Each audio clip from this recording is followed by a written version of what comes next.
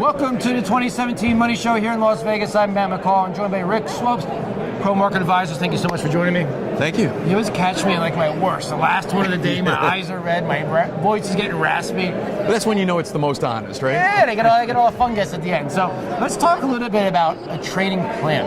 Yes. Because everybody tells you what to do, but where's the big picture plan? How do we start that? Well, first of all, it fascinates me that most people don't have a plan.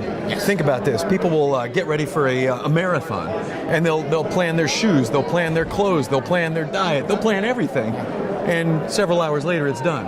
But yet, financially, people will go through their entire portfolio management and never have a plan. So the first thing is you have to have one, and then we talk about what some of the key pieces of that plan really ought to be.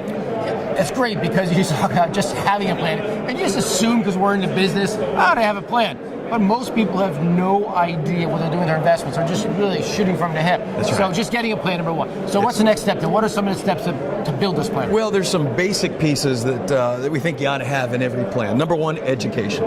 I guess that makes sense here, right?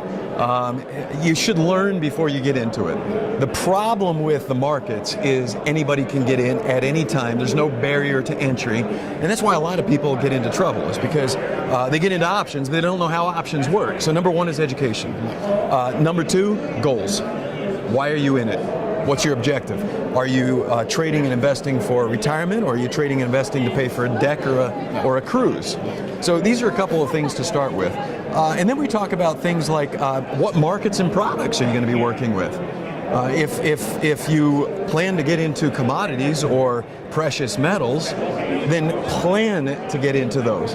Don't go into them just because you heard a commercial that said gold has never been zero, which, by the way, that fascinates me. I've heard this radio commercial, and they always say gold has never been zero. I said, well, General Electric's never been zero either. That's a good point. And gold has really not done that well versus other asset classes, really, if you think about it. So what about risk? Where does risk come into this whole thing? Well, another part that we talk about is how you set up, analyze, and execute, and that would include the risk. So what charts do you use? Are you going to use a candlestick chart versus a bar chart versus a point and figure?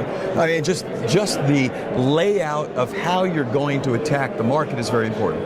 And then what kind of orders are you going to use? Now, if you don't know anything about a contingent order, then don't try to use a contingent order just because your broker allows it. So your order type, and then risk, obviously, if you know me by now, you know that I'm always talking about risk, and that has to be a part of your setup, analysis, and execution. Okay, so obviously there's a lot of different people here at the Money Show, and everybody has their own plan. Yeah. And so it's very difficult, I think, for the average person out there to say, well, which plan is for me?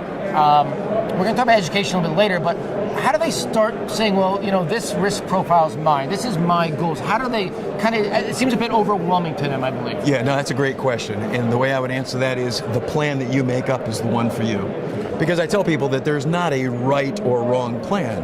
A plan is really an accountability partner. It's to make sure that when you're there by yourself, getting ready to press the button, that you have done this in a thoughtful way, and you're holding yourself accountable to that. So it's okay if you say, you know what, I don't want to trade options, I just want to trade directional stocks. Or somebody else might say, you know what, I'm not even going to trade equities, I'm going to trade leveraged ETFs. The point is that you thought through why, you have a plan for how, and then you manage and execute it according to plan. So the plan is really yours. It sounds so easy.